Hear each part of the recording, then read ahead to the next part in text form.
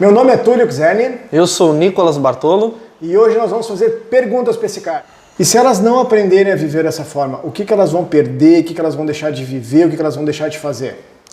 Bom, primeiro é bom a gente pontuar que se eu fosse um criador de um método, aí falando de fé, falando de palavra de Deus, de mandamento, aí eu seria o mentor desse princípio.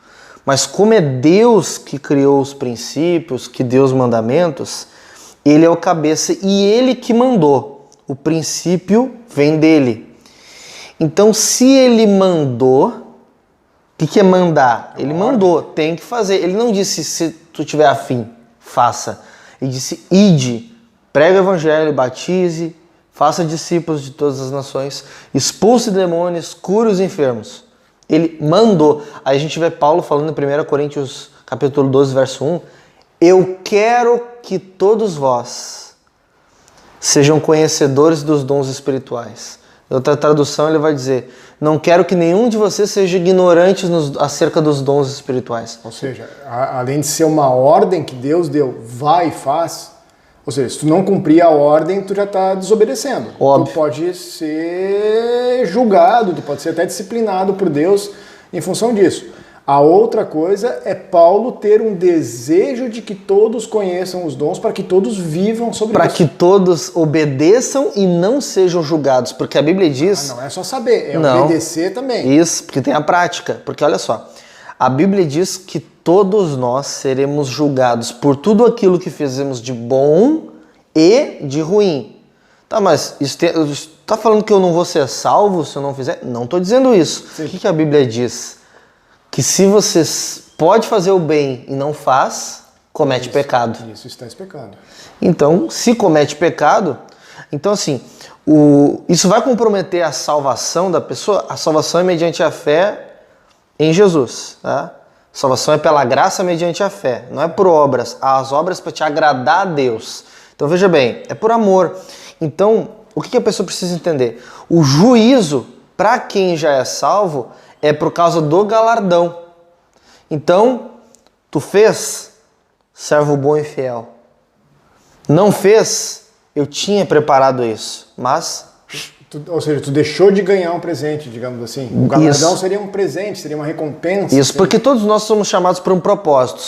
E muita pessoa pensa que a pessoa, pelo tamanho a relevância perante os homens do ministério, a pessoa terá um galardão maior.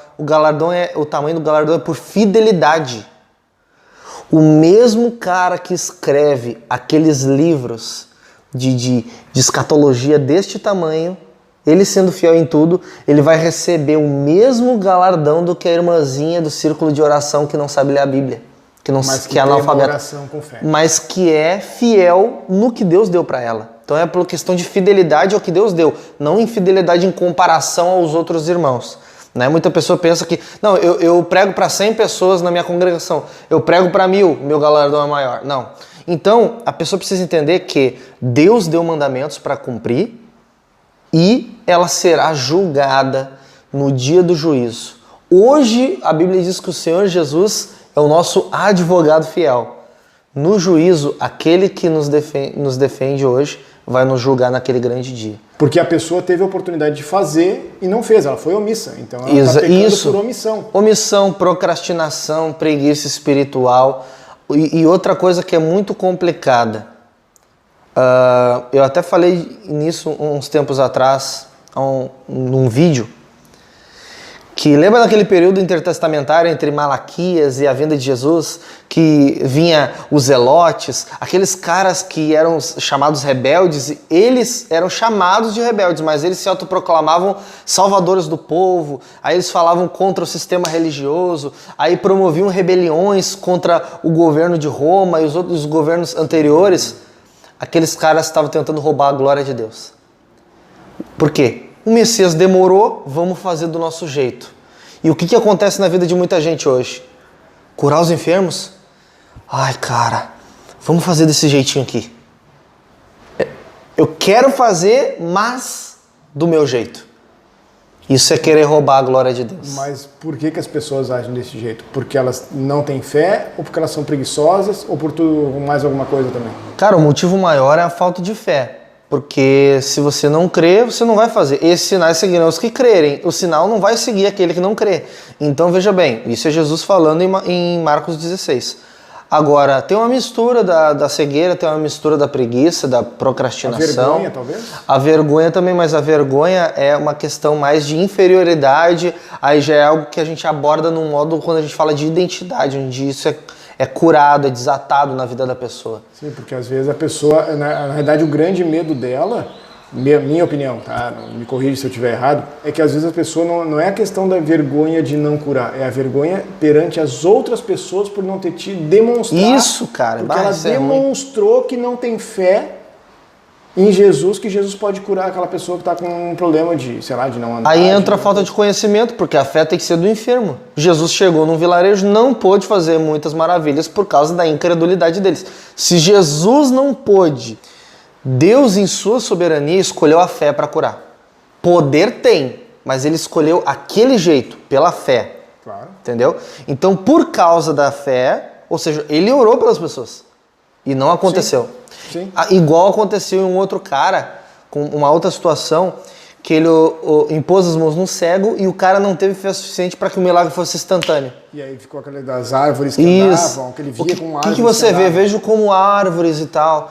Aí, então impôs as mãos de novo. Às vezes isso é um caso, a gente vai falar nos modos, às vezes é um caso de orar de novo também. Às vezes é isso, às vezes não é. Aí a gente aborda lá, abordando os textos bíblicos, falando de muitas experiências também, para a pessoa entender. Então tem vários motivos. Por isso que tem todo um curso, todo um ensinamento, vários módulos para a pessoa entender, aprender e desatar em todas essas áreas. Eu acho que dentro disso aí acontece em várias passagens da Bíblia, mas tem uma que chama, que para mim eu acho que é um dos milagres mais legais que Jesus fez, que foi aquela história da mulher que tinha um fluxo de sangue. Porque essa mulher, a fé dela era tão grande que ela encostasse da roupa dele. Além de encostar, ela podia ser apedrejada, vista pelo povo. Ela não, eu vou do mesmo jeito porque eu tenho certeza que eles não vão me apedrejar enquanto eu não encostar. Não vai dar tempo. A fé. E outra, ela sabia que a fé dela era tão grande, se ela só encostasse na roupa, ela seria curada. Então, aí quando Jesus volta, eu acho muito legal essa cena, porque eu acho assim, imagina Jesus voltando, quem me tocou? Os apóstolos deixam, como quem te tocou, cara? Tá cheio de gente aqui e tal, né? Alguém foi diferente. Aí ele, não, alguém me tocou e saiu o poder. Então aí dá aquela cena, deve estar assim, a mulher no meio do negócio, olhando para ele, e aí ele falou, a tua fé te curou. Tem outras passagens que falam que Jesus assim, seja feita conforme a tua fé. Então assim, se tu tem pouca fé, não vai acontecer. Se tu tiver, aliás, então assim, se tu não tiver fé, não vai acontecer. Se tu tiver pouca fé, pode não acontecer ou acontecer uma parte, que nem o cara aquele que foi curado parcialmente, porque a fé dele era pequena e ele enxergava que nem árvores que andavam. Isso. E quando ele teve uma fé forte, aí ele foi curado e começou a enxergar. Exatamente. Então o milagre de Jesus é conforme a fé. O volume da fé, a quantidade de fé que tem. E Paulo elogia até uma igreja do Novo Testamento, dizendo assim, que vejo que a vossa fé aumenta muitíssimo. Ou seja, está falando de uma fé crescente, que está aumentando. A fé aumenta pelo ouvir pela palavra de Deus. Então, existem esses dois tipos de pessoas, como tem me perguntado. A pessoa que quer fazer e precisa de uma ativação, tem medo, e a pessoa que não quer fazer. Arruma desculpas para não fazer. Arruma textinhos, isola ali, isola aqui, para não fazer. É aquela história, quem quer dá um jeito, quem não quer dá uma desculpa, né? Exatamente isso. Então,